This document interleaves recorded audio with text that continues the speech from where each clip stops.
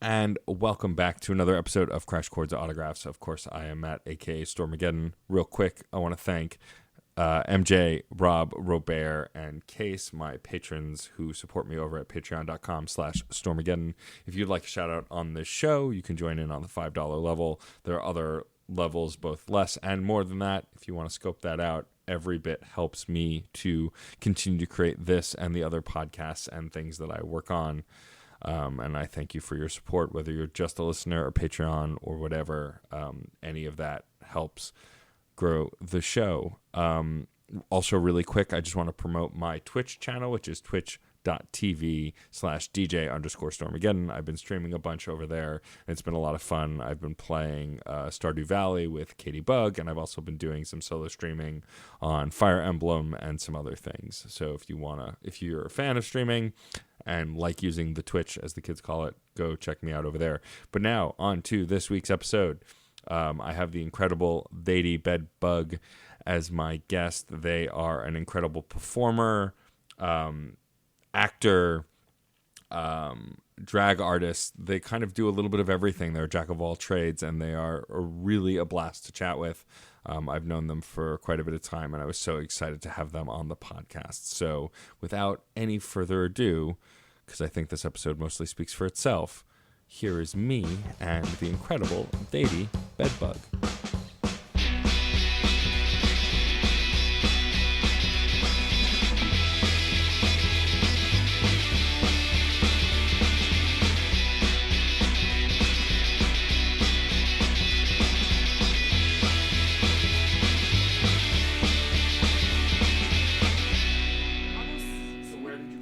I grew up in Jakarta, Indonesia, and Singapore.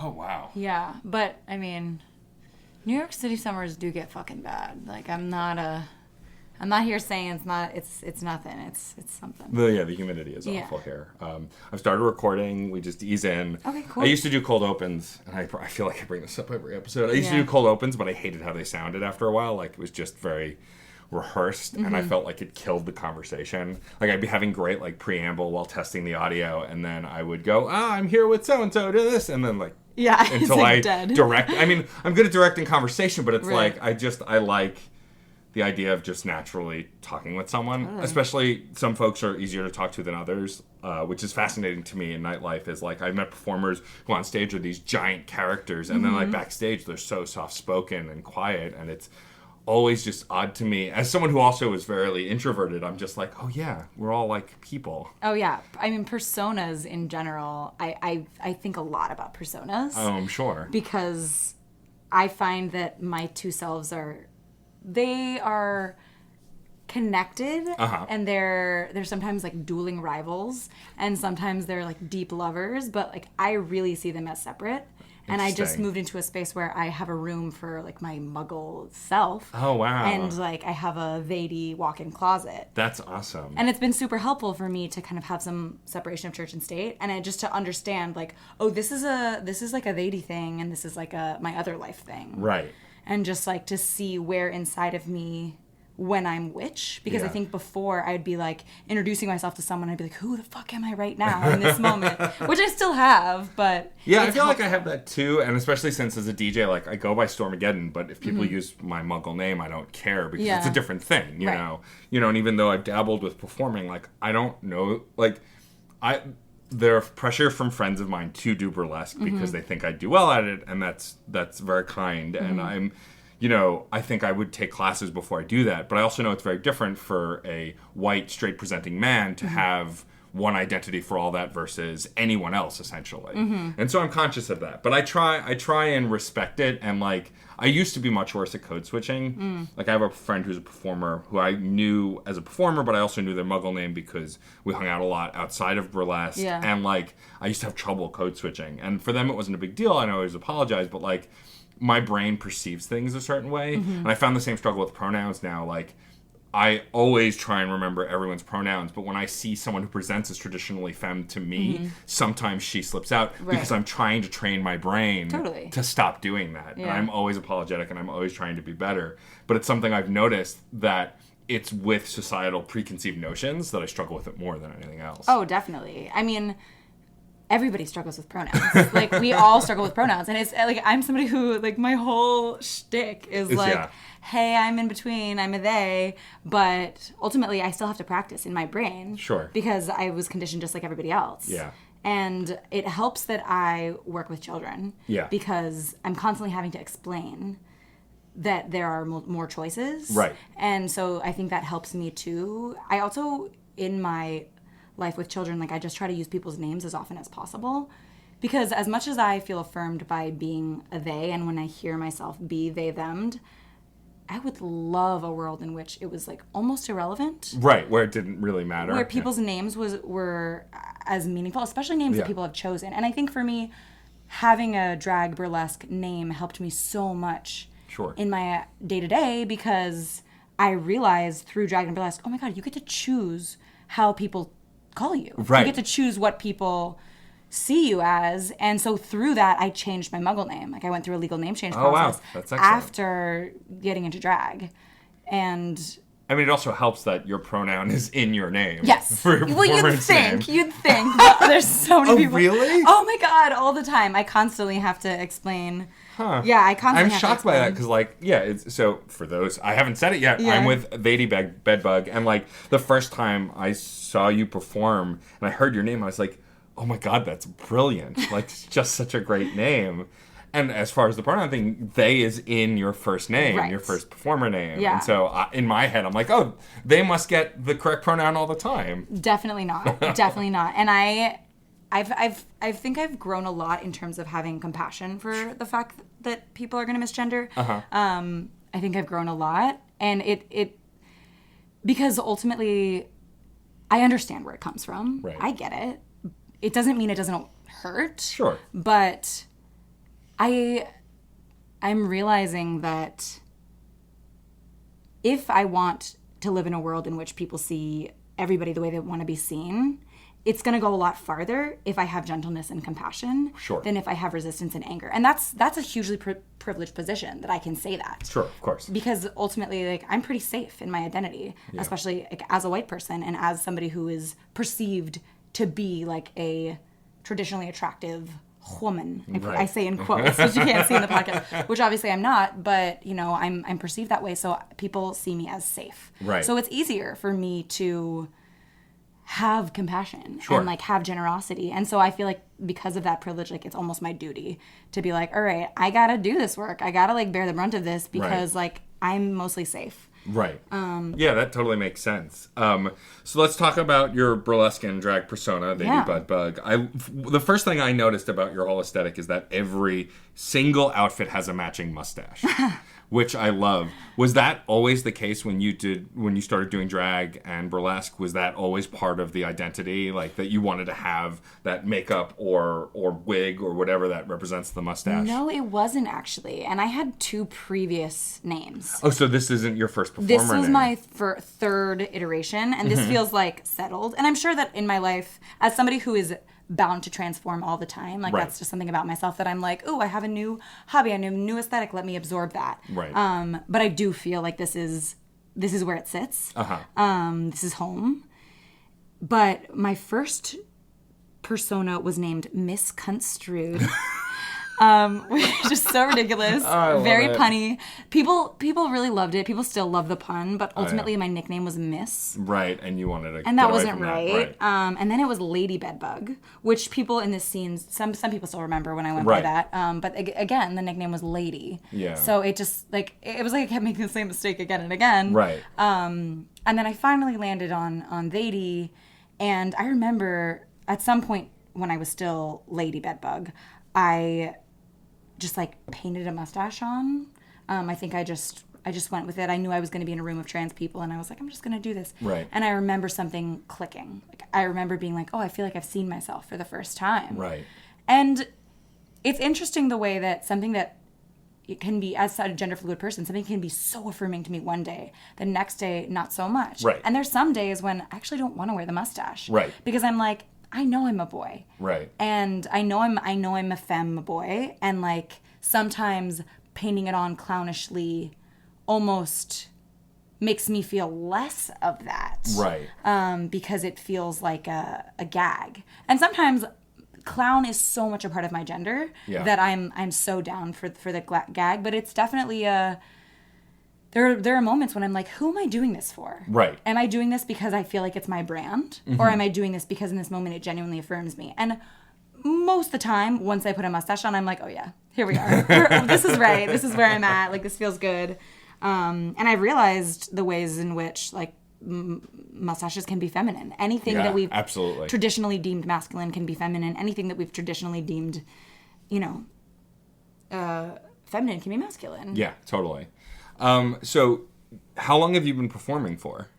So I used to act. Okay. So I basically, So you went to school for acting? I did. Okay. Well, I went to, I didn't go to like a conservatory. I went to a liberal arts school and studied drama and gender studies. So my mom recently was visiting and was like, her scale of success is like, who is using their degree? if they went to college, who is using their degree? And my mom recently asked me, like, so who of your friends is using their degree? And I was like, well, Mom, I studied drama and gender studies, and I'm a drag performer, so I think I'm using my degrees, actually. But so I really thought I was going to pursue theater, and I really thought I was going to, like, do the actor thing. And there's a part of me that would still like to do that. Right. And I was in a play earlier this year because I love character transformation. I also love words, and I love using my voice. Right. I love doing accents and like different vocal tonalities, and I sometimes feel that in drag and burlesque,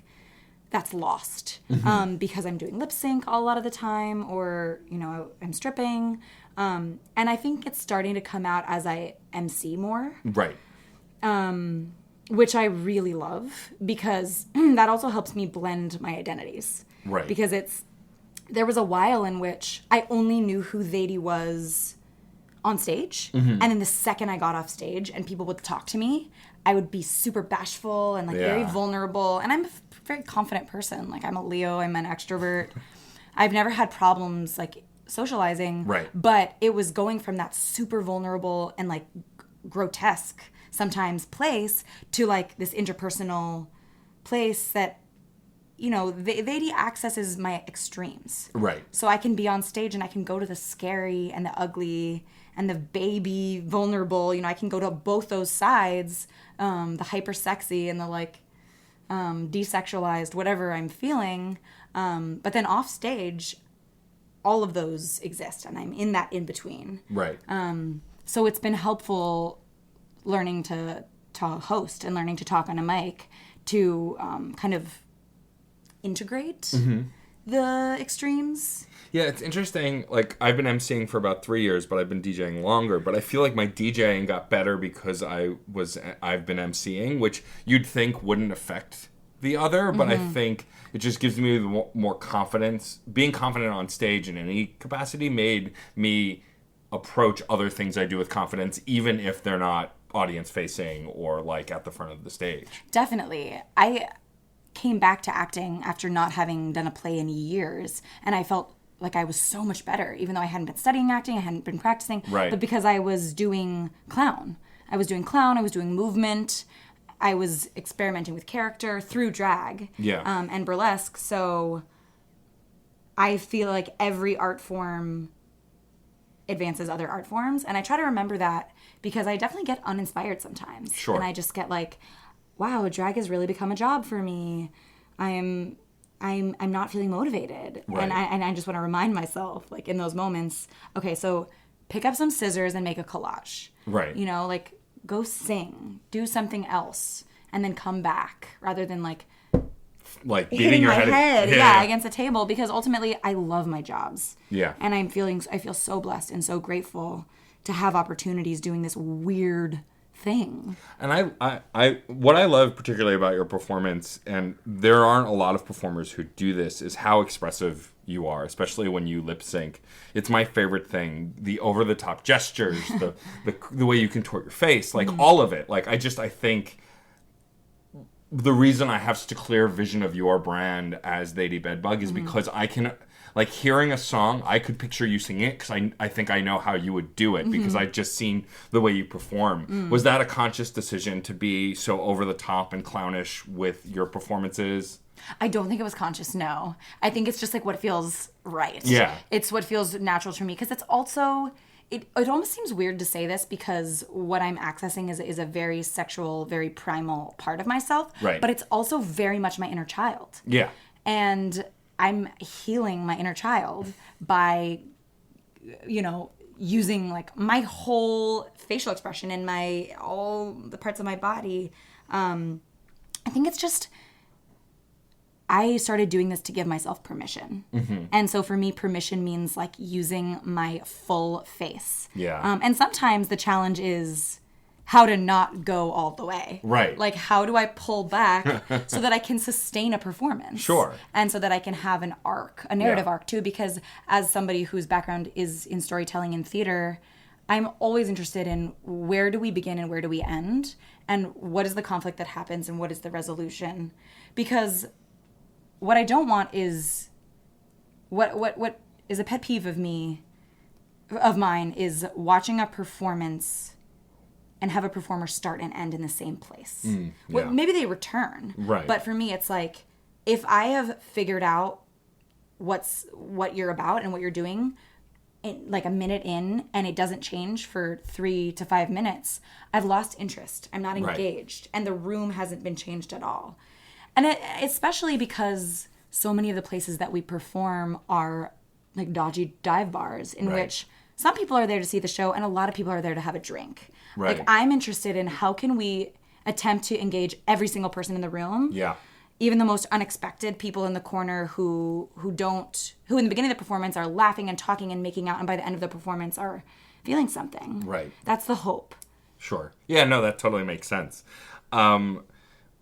When crafting an act, so do you make all of your wigs and costumes as well? Definitely not.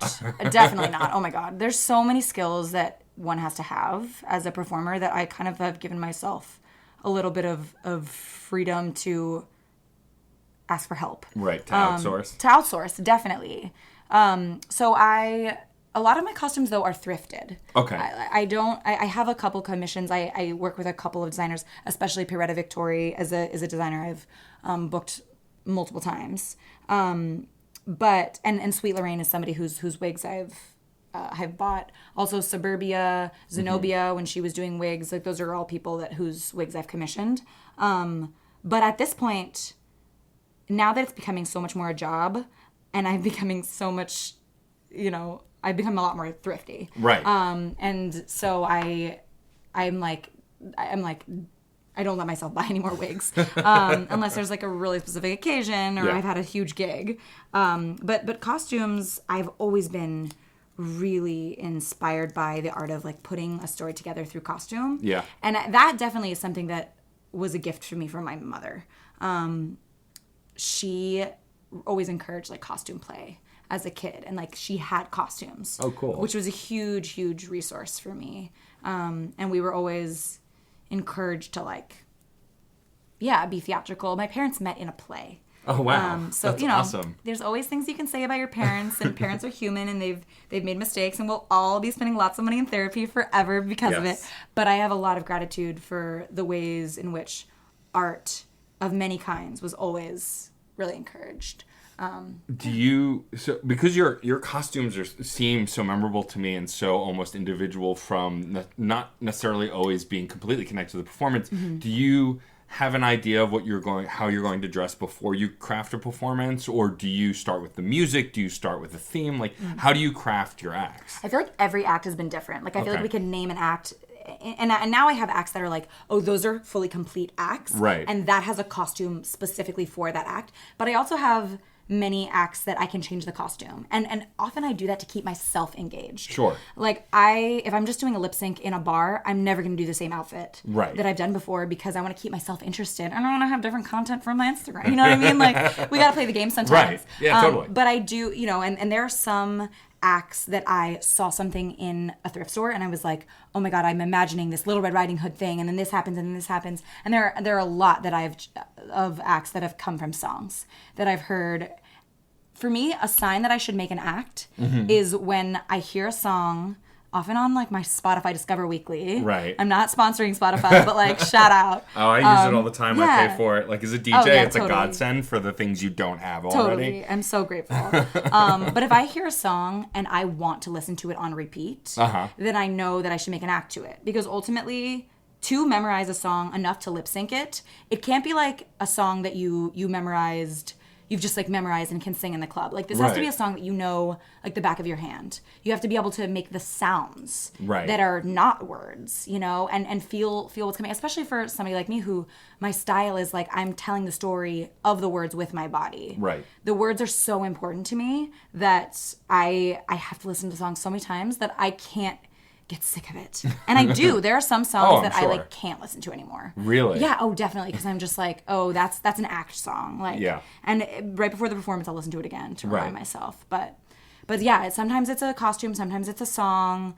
Sometimes it's like a new identity is coming inside of me and I like need to express it. Like I'm like, oh, I'm channeling my like primal pup self and I like need to make an act around that. Or I'm really interested in power play. And so like if it's a duet, like for example, Rara Darling is somebody that I love to make duets with. And we have a style now as a duet team where we love like to switch the power many times within our acts. So it's like the audience never knows who's in control. And we also love to mess with gender in that way. Right. So acts in that sense came from like our authentic dynamic and then finding songs to match like a narrative that we want to play out. Was there ever a song that you were shocked that you felt the need to do an act to? Like something that came out of nowhere that you were like, oh, this is a thing I'm hooked on. I need to do something with it? Yeah. Yeah, okay. I have an act to Carrie Underwood's Before He Cheats, which is like, you know, like classic. I only laugh like, because I know the song so well. Yeah, and like, course. It's just so, knowing the acts that you do, it seems kind of out of left field. Yes, it definitely is. Like, I'm not like a country music person. No, yeah. Many of the songs I'm interested in are like R&B, electronic, like something, you know, it's just a totally different vibe. But for me, what compels me about that song is the like sheer visceral rage. Yeah. And the imagery of like smashing something out of like revenge. Right.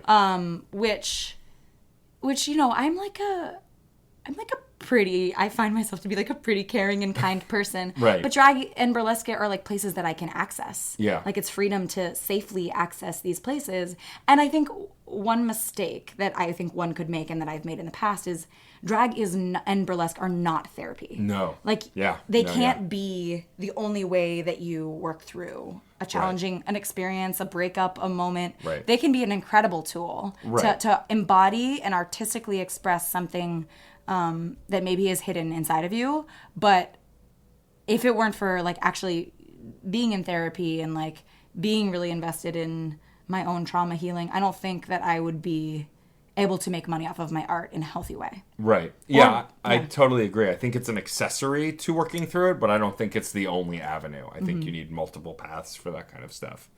Something else that I've wanted to ask for a while is just I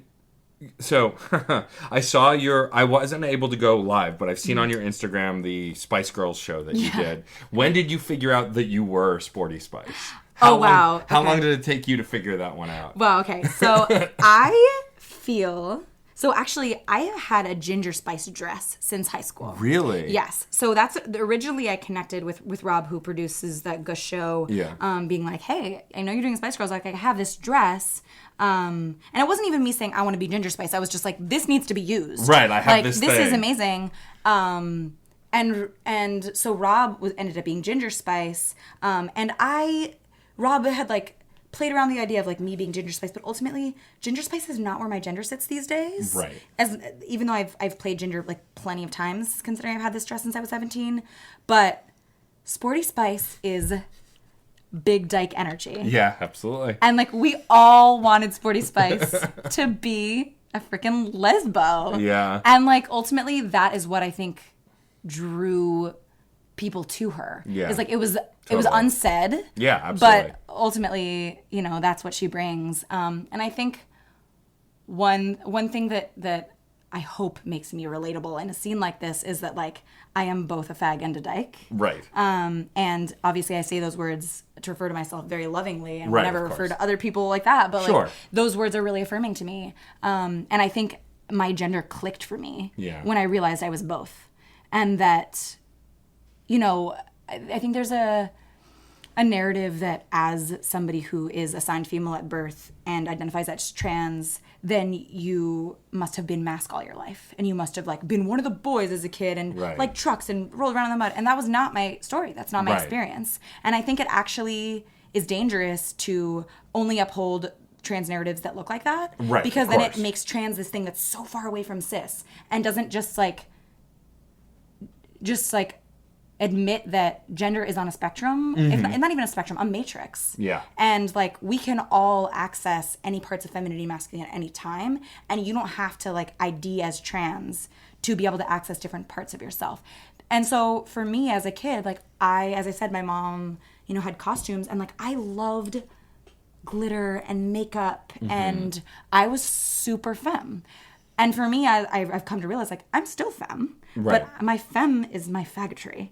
And, like, that, what drag gave me was a place to put it. Right. It didn't feel like a burden. Right. It was a place that felt like I could take it off at the end of the night, and I can go there, and it feels, like, comfortable and sexy and fun, but ultimately, like, I'm a baseball boy during the day. And, like, I don't actually play baseball. I've never played baseball. But, like, the idea that I can access both those sides and that drag is, like, a contained place gave me so much peace. Also, that question was about Sporty Spice. I went in such a different direction. But no, it's fine. But Sporty Spice is that. Sporty Spice is baseball boy and also, like, femme realness. I mean, I mostly had to ask because I grew up. I'm a huge fan of the Spice Girls. Yes. I still love them. And, like, seeing the clips on your Instagram of you doing the high kicks and, like, I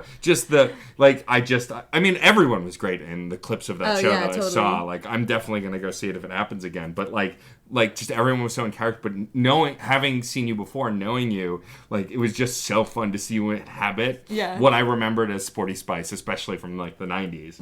I mean, that's what I love is, like, I love character stuff. And so as much as I love Theydy as a persona, I also want to be able to play many other things. Like I was in a play earlier this year in which I played an artificially intelligent sex robot. You had the wig and everything. I remember seeing. Yeah, and that play was called Eat the Devil, and it was produced by One Year Lease Theater Company and written by Dan Nuxall and Nadia Leonard Hooper. And basically, Nadia has been writing this play since we were in college together. Oh, wow. And so it's been in the production for 3 years. And I had basically decided that I'd sworn off acting. And part of that was that there weren't many non-binary roles. Sure. And I was super, super tired of playing the ingenue. Yeah. I would constantly get cast in these roles that were just like boring.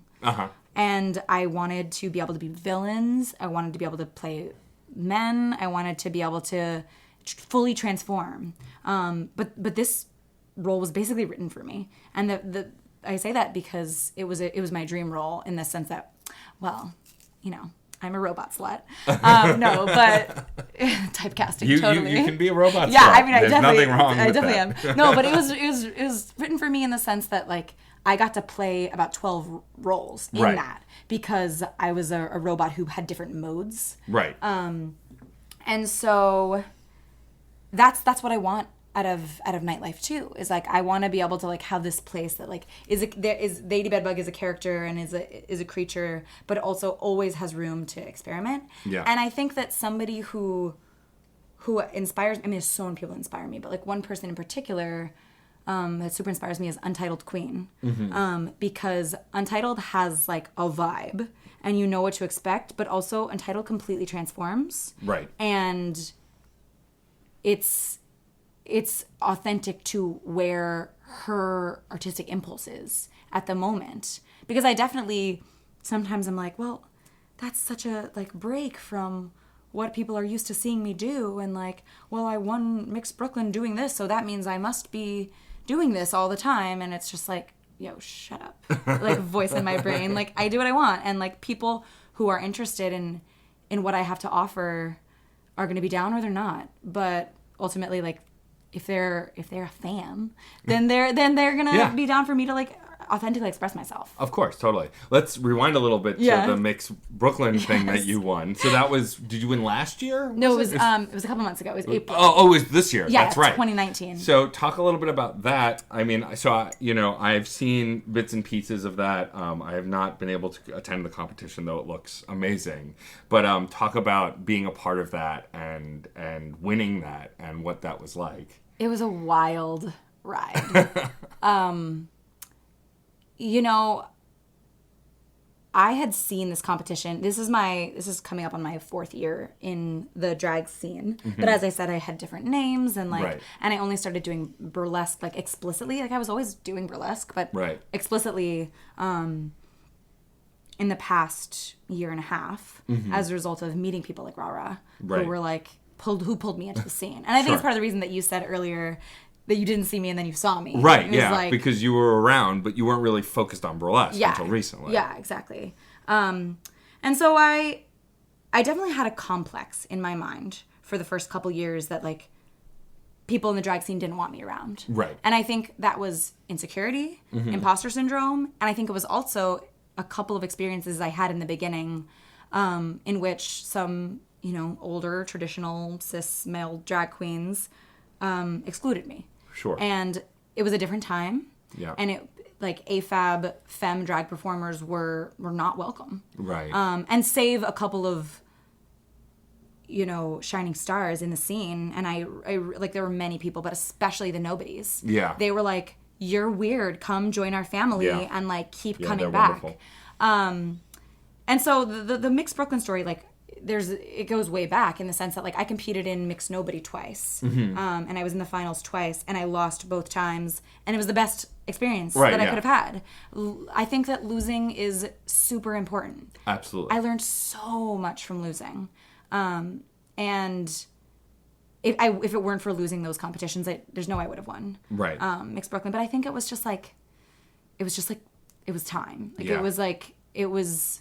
And not that, you know, it was time in the sense that, like, all the pieces were aligned for me. Right. Like, I was ready to, like, invest my time and labor and money from other gigs in, like, investing in costumes and investing in certain acts. Right. And I think also people were ready to see the competition be more gender nonconforming explicitly.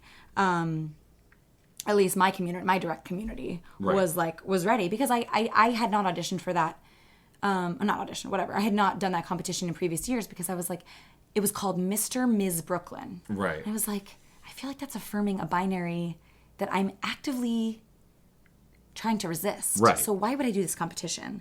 But a couple months ago, Alana McGriddles, who is one of the producers, along with Acid Betty, of this competition, messaged me and was like, come for it. Come for this. And I was like, yeah, I think there was a little kid inside of me that was like, I'm being invited to the table. Sure, like, yeah, of course, yeah. They want me. And so I was like, okay. And there was another part of me that was like, why the fuck not? I know that I can lose. Yeah. I've lost before. Right. So what do I have to lose? Like, if I know that I can, and I think that's, like, advice I would say to anyone. If you know that you can lose and not, like, have your ego be destroyed and not, like, take it personally or lose your sense of self by losing, then you should do competitions because ultimately, like, they give you platform. They help you meet other people. Yeah. They push you to create something cohesive and that you're proud of. And it's a deadline. Yeah. So do it, you know, and also, like, there's money in it. I think, like, sometimes, and especially with Mixed Brooklyn, we all got paid to compete. That's awesome. You know, it's like, and I think that's how it should be because I think competitions definitely can take advantage of people where it's like, oh, they're getting free shows from most of the people and only having to pay one person. Yeah. So, like, that's it can be a scam. I'm not going to say any competition.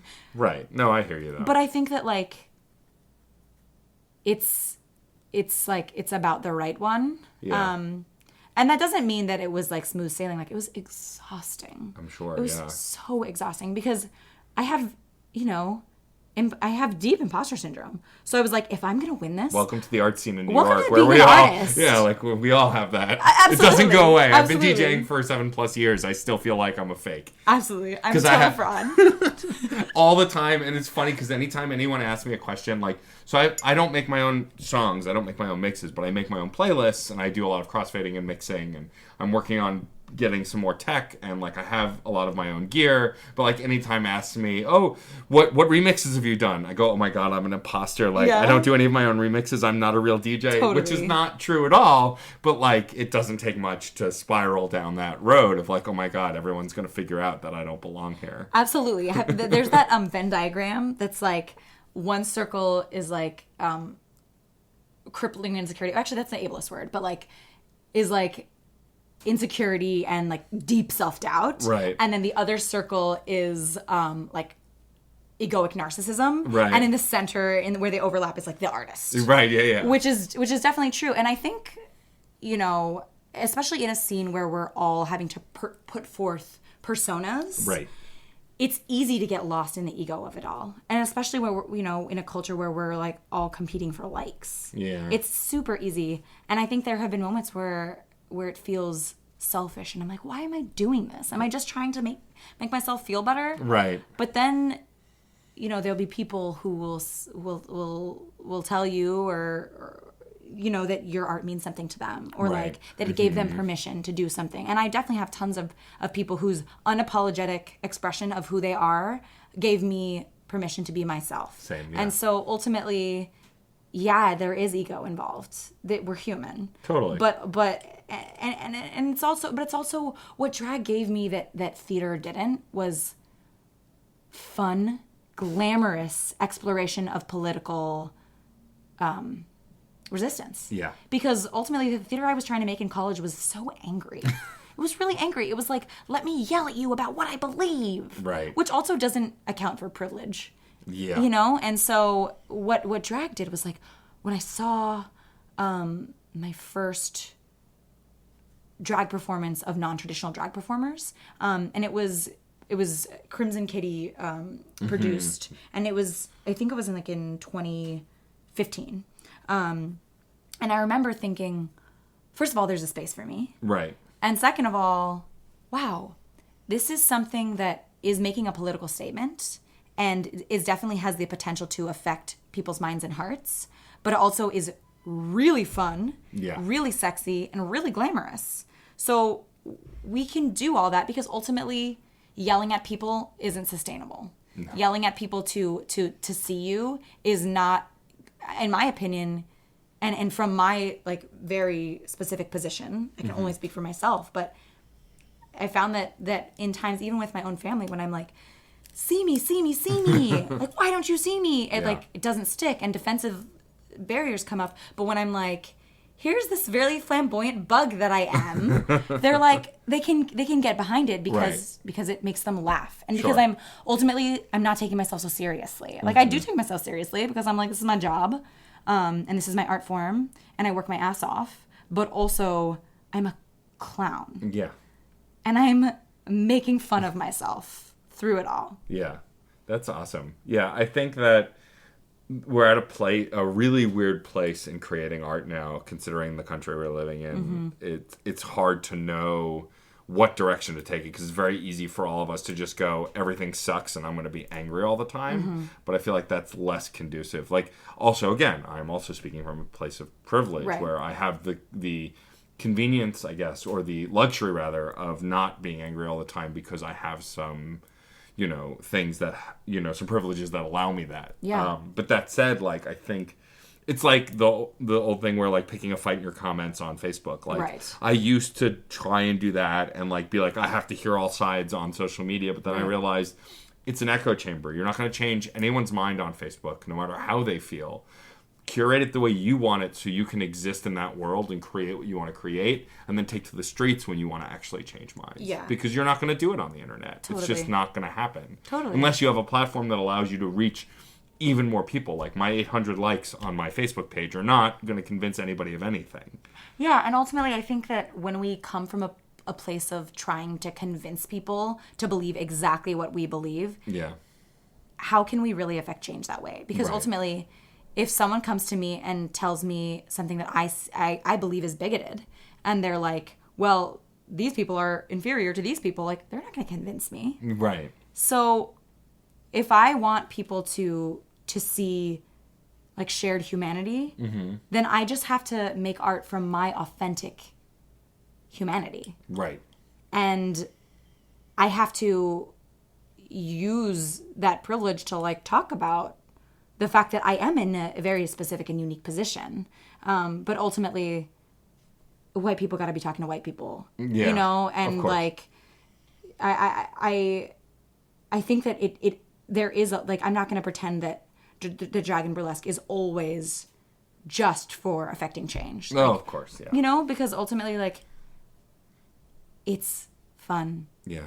And that is maybe selfish that I make money, you know, making fun. But I also do believe that I remember taking my family to see a show in which it was a play. I can't remember the name now, unfortunately, but multiple of the lead performers were Black and brown trans femmes. And I remember seeing my family members like feel things for these characters that they had only known in stereotypes in TV shows. And so actually seeing the humanity of people, like, that's what gets people to care about the fact that Black and brown trans women are killed in such high amounts in this country, because they've seen through art, through, you know, vulnerability, humanity. Right. And like, if they don't have access to that because like they live on a farm somewhere, which is like the reality of these people I'm talking about, then that's it. Then me just yelling for them to care isn't going to do it as much as like a piece of art, which is going to change their heart and they change their mind. Sure. You know, so like ultimately it's both selfish and it's also like, I believe where the work is for me. Yeah, absolutely. To shift gears a little bit, what's the dumbest, and I mean this as a compliment, but like the dumbest, stupidest thing you've ever done on stage or created? Like the most ridiculous, stupid thing, or an idea maybe that you've had? Oh my God. I mean, I have an act where I fully like give a blowjob to an eggplant. That is like, I don't even think that's dumb. That's like really fun. Yeah, sure. Well, yeah, when I say dumb, it's like, I think wacky acts. Like if someone calls you an idiot after doing something like that, like that's the highest compliment. Oh yeah. I mean, I know what it is. It's my periodic table act. Yeah. Oh yeah. Yeah, that's true. It's definitely that, because it starts where I'm going through the first 80 elements of the periodic table through that song that many of us heard in high school. Yes. And I'm like, with each element, I'm like pulling out a different prop out of like some part of my body, a banana, a fork, a whatever else. And then by the end of the act, I'm like laughing thinking about this because I'm just like, I'm such a ridiculous person. I'm like stripping to a Jonas Brothers song. It's like Burning Up by the Jonas Brothers. I mean, how could you not? I mean, yeah, Joe Bros, you know? Gotta love the Joe Bros. But yeah, so I think that's the silliest act I have, where it ends with like an explosion that's, coming from my crotch. Yeah, sure, of course. Well, I mean, where else do explosions come from? You gotta hit it on the head sometimes, Yeah, I think that's maybe my most stupid and also my most brilliant act.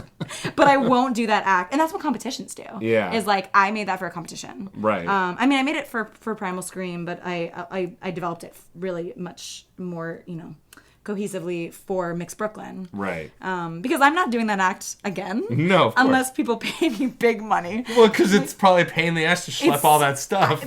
It's like 40 props. Like and my housemate Soft Thoughts, who is such a supportive, like is one of my best like stage days.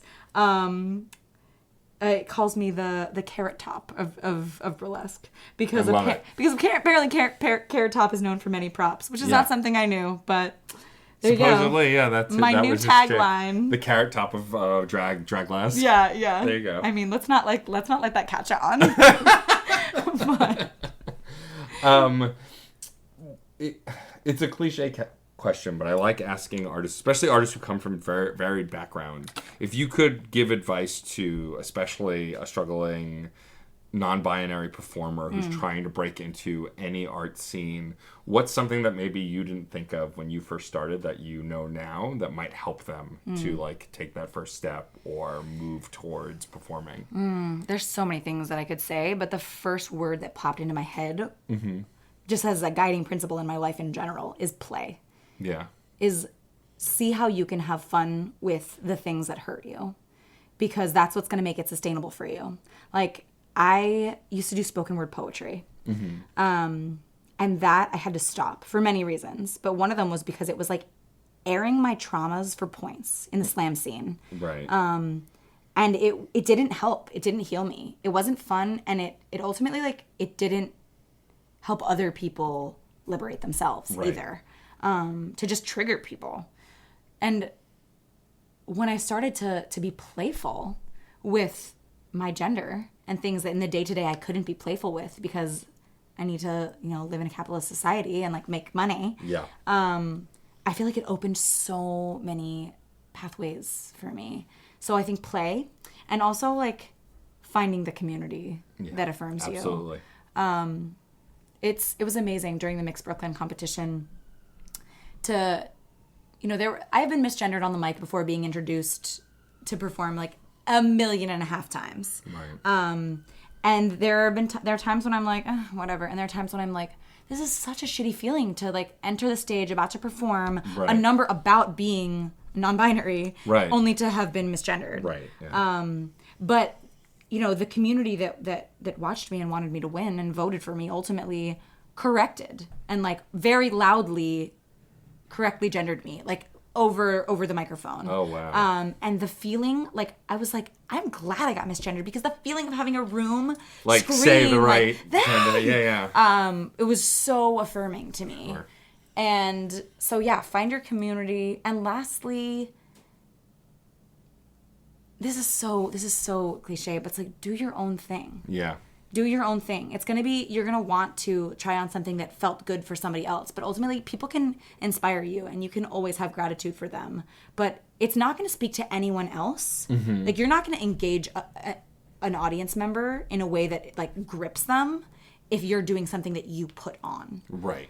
So take the time to play by yourself. Like, play dress up like a little kid, Yeah. Like, really go to that playful place to see what what feels authentic to you, because if it feels authentic to you, then it will feel authentic to an audience. Awesome. Well, thank you. This has been so much fun. Thank you for being on my show. My pleasure. So the last thing I'll ask is, we have a sign off for the show. The saying came from my music podcast that's now on hiatus, but the idea behind it is, if you're making really good art, life is good. And so the saying is, music is life and life is good. So can you sign us off with that saying? Gladly. Music is life and life is good. Is that right? Yeah. Okay, good. Excellent. That was awesome. Thank you so much. My pleasure. That's it for this episode of Crash Chords Autographs. Our theme music is by Michael Kill. Our logo was designed by Case Aiken and Joey Amons. If you liked the show, please rate and review us on iTunes and Facebook. You'll help us reach more listeners. Questions, comments, or guest recommendations? Email matt.storm@crashchords.com or hit us up on Twitter @CrashChordsWeb. Thanks for listening. Hi, this is Victor Devon, and I am the host of We Burlesque, the podcast. Every Monday, I talk to fabulous denizens of nightlife, including burlesque performers, both seasoned and new to the form, drag performers, performance artists, DJs, and artists who make up their respective scenes. You can find us on Spotify, Apple Podcasts, Stitcher, and more. Please visit weburlesque.com to check out episode recaps and see all the formats available. And remember that music is life. Life is good.